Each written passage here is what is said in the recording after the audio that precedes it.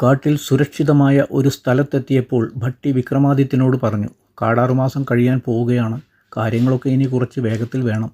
ഇതിനിടെ താപസ ദമ്പതികൾ നൽകിയ വേരുപയോഗിച്ചുകൊണ്ട് വിക്രമണി എന്ന സ്ത്രീയിൽ നിന്നും വിക്രമാദിത്യനെ പൂർവ്വരൂപത്തിലേക്ക് ഭട്ടി മാറ്റിക്കഴിഞ്ഞിരുന്നു. ഇനി എന്തു ചെയ്യാൻ പോകുന്നു? വിക്രമാദിത്യൻ ചോദിച്ചു. ഭട്ടി പറഞ്ഞു, നമ്മൾ ഉദ്ദേശിച്ച കാര്യം നടന്നില്ലല്ലോ. വിക്രമാദിത്യൻ പറഞ്ഞു, അത് നടന്നല്ലോ. ചെമ്പകഗന്ധിക്ക് എന്തുകൊണ്ടാണ് പുരുഷവിരോധം എന്ന് നമ്മൾ അറിഞ്ഞല്ലോ. അതെ, അതറിഞ്ഞു. പക്ഷേ നമുക്കവളെ ഉജ്ജയിനിയിലേക്ക് കൊണ്ടുപോകണ്ടേ? ജ്യേഷ്ഠൻ അവളുടെ കൂടെ കഴിഞ്ഞ ഈ ദിവസങ്ങളിൽ അവൾ കൂടെ ഉജ്ജയിനിയിൽ ഉണ്ടായിരുന്നെങ്കിൽ എന്ന് ചിന്തിച്ചിട്ടില്ലേ? പക്ഷേ അവളുടെ പുരുഷവിദ്വേഷം മാറ്റിയെടുക്കാൻ എന്തു ചെയ്യും? വിക്രമാദിത്യൻ ചോദിച്ചു. അതെ, അതാണ് ആലോചിക്കേണ്ടത്, ഭട്ടി പറഞ്ഞു. ഉൾവനത്തിൽ ഇരുന്നു കൊണ്ട് അവർ ആലോചിച്ചു.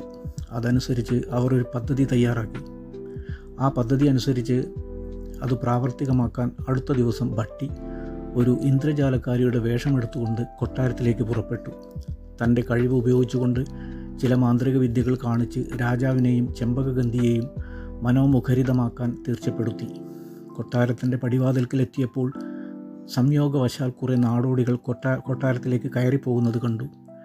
ഇടയ്ക്കിടെ അവർ കൊട്ടാരത്തിൽ വന്ന് അവർക്കറിയാവുന്ന ജാലവിദ്യകളും പാട്ടും നൃത്തവും കാണിച്ച് രാജാവിനെയും കൊട്ടാര പരിവാരങ്ങളെയും ആസ്വദിപ്പിക്കാറുണ്ട്. ഭട്ടി എന്ന ഇന്ദ്രജാലക്കാരി അവരുടെ കൂടെ ചേർന്നു അകത്തേക്ക് കയറിപ്പോയി. നാടോടികളുടെ ഏതാനും പരിപാടികൾക്ക് ശേഷം ഭട്ടി എന്ന ഇന്ദ്രജാലക്കാരിക്ക് അവസരം ഒരുങ്ങി. അവൾ മുന്നോട്ട് വന്നു സ്വന്തം പ്രകടനം ആരംഭിച്ചു. തെളിഞ്ഞ മാനത്തേക്ക് നോക്കി സ്വന്തം കൈകളാൽ കുറച്ച് മുദ്രകൾ കാണിച്ചു. കണ്ടുനിന്നവർക്കൊന്നും മനസ്സിലായില്ല. ഒരു പ്രത്യേക ദിക്കിലേക്ക് നോക്കി വീണ്ടും കൈമുദ്രകൾ കാണിച്ചു. ഉടനെ തന്നെ അവിടെ കാർമേഘങ്ങൾ ഉരുണ്ടുകൂടാൻ ആരംഭിച്ചു.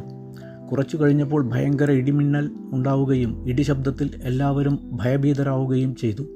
ആ കാർമേഘങ്ങൾ എങ്ങും വ്യാപിക്കാൻ ആരംഭിക്കുകയും പൊടുന്നനെ കനത്ത മഴ പെയ്യാൻ ആരംഭിക്കുകയും ചെയ്തു. ഇടിമിന്നലിലും മഴയിലും ആളുകൾ ഭയചകിതരായി. അവൾ വീണ്ടും ചില കൈമുദ്രകൾ കാണിക്കുകയും ഉടനെ തന്നെ ഉരുണ്ടുകൂടിയ കാർമേഘങ്ങൾ ഛിന്ന ഭിന്നമായി അലിഞ്ഞില്ലാതാവുകയും തെളിഞ്ഞ മാനത്ത് സൂര്യൻ പ്രത്യക്ഷപ്പെടുകയും വെയിൽ പരക്കുകയും ചെയ്തു. കുറച്ചു സമയത്തിനകം അവിടെ ഒന്നും സംഭവിച്ചതിൻ്റെ ലക്ഷണം പോലും ഇല്ലായിരുന്നു. എല്ലാം ശാന്തമായി. എല്ലാവർക്കും ആശ്വാസമായി. രാജാവ് അന്തം വിട്ടിരിക്കുകയാണ്. ഇക്കണ്ടതെല്ലാം മായയാണെന്ന് വിശ്വസിക്കാൻ അദ്ദേഹത്തിന് കഴിഞ്ഞില്ല. ഇന്ദ്രജാലക്കാരി തലകുനിച്ച് രാജാവിനെ വണങ്ങി. അത്ഭുതം, അതിശയം, രാജാവ് പറഞ്ഞു. എല്ലാം കണ്ട് അതിശയം പൂണ്ടു നിൽക്കുന്ന രാജകുമാരി ചെമ്പകഗന്ധി ചോദിച്ചു, നീ ഇതെല്ലാം എവിടെ നിന്നാണ് പഠിച്ചത്? എന്നെ എൻ്റെ ഗുരു പഠിപ്പിച്ചതാണ്. ഗുരുവിന് അറിയാവുന്നതിൻ്റെ 100-1 പോലും എനിക്കറിയില്ല, ഭട്ടി എന്ന ഇന്ദ്രജാലക്കാരി പറഞ്ഞു. രാജാവ് പറഞ്ഞു, എങ്കിൽ ആ ഗുരുവിനെ നമുക്ക് കാണണം. നീ പോയി ഗുരുവിനെ കൂട്ടിക്കൊണ്ടുവരൂ. അവൾ പറഞ്ഞു, ക്ഷമിക്കണം മഹാരാജൻ, എൻ്റെ ഗുരു വനത്തിൽ ഏകാന്തവാസത്തിലാണ്. അദ്ദേഹം എങ്ങും പോകാറില്ല. എന്ത്? ഇത്രയേറെ വിദ്യകൾ വശമാക്കിയ മഹാസിദ്ധൻ കാട്ടിൽ തനിയെ കഴിയുകയോ? അവിശ്വസനീയം തന്നെ. എങ്കിൽ നാം അങ്ങോട്ട് ചെന്ന് കാണാം, രാജാവ് പറഞ്ഞു. ചെമ്പകഗന്ധിക്കും ആ ഗുരുവിനെ കാണാൻ ആഗ്രഹം തോന്നി. അധികം താമസിയാതെ രാജാവും മകൾ ചെമ്പകഗന്ധിയും പരിവാരങ്ങളും ഭട്ടി എന്ന ഇന്ദ്രജാലക്കാരിയുടെ കൂടെ വനത്തിലേക്ക് തിരിച്ചു. വനത്തിന് നടുവിൽ ഒരു ഗുഹാമുഖത്ത് എത്തിയപ്പോൾ ഭട്ടി എന്ന ഇന്ദ്രജാലി നടത്തം നിർത്തി. ഗുഹാമുഖം ഒരു വലിയ പുലിത്തോല് കൊണ്ട് മൂടിയിരുന്നു. രാജാവും പരിവാരങ്ങളും അവിടെ നിന്നു. ശരി, നീ നിൻ്റെ ഗുരുവിനെ വിളിക്കൂ, നമുക്ക് അദ്ദേഹത്തെ കണ്ടു സംസാരിക്കണം, രാജാവ് ഇന്ദ്രജാലക്കാരിയോട് ആവശ്യപ്പെട്ടു. ഭട്ടി എന്ന ഇന്ദ്രജാലക്കാരി പറഞ്ഞു, ക്ഷമിക്കണം രാജൻ, അദ്ദേഹം സ്ത്രീകളെ കാണില്ല. ഞാൻ ഉൾപ്പെടെയുള്ളവർ ഈ തിരശ്ശീലയ്ക്ക് പിന്നിൽ ഇരുന്നു കൊണ്ടാണ് വിദ്യകൾ പഠിച്ചത്. ഇത് കേട്ട് രാജാവ് സ്വന്തം മകളെ നോക്കി. അവളെപ്പോലെ വിചിത്രമായ ഒരു മനുഷ്യൻ വേറെയും ഉണ്ടെന്നു. യവനികയ്ക്ക് പിന്നിൽ ഗുഹയ്ക്കുള്ളിൽ ചില ഒച്ചയനക്കങ്ങൾ കേൾക്കുന്നുണ്ടായിരുന്നു.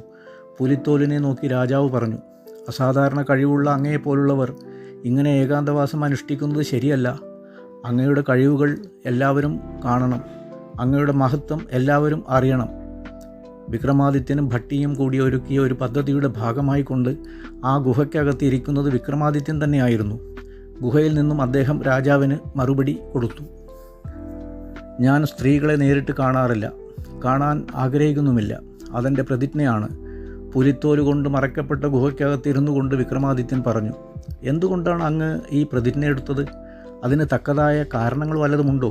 രാജാവ് ചോദിച്ചു. ഉണ്ട്, അതിന് തക്കതായ കാരണമുണ്ട്. അങ്ങ് ചോദിച്ചതുകൊണ്ട് ഞാൻ പറയാം. ഇതെൻ്റെ മുജ്ജന്മ കഥയാണ്. പണ്ട് ഭാരതാരണ്യത്തിൽ ഉള്ള ഒരു മുളങ്കാട്ടിൽ 2 മാടപ്രാവുകൾ വസിച്ചിരുന്നു. അവർ ദമ്പതികളായിരുന്നു.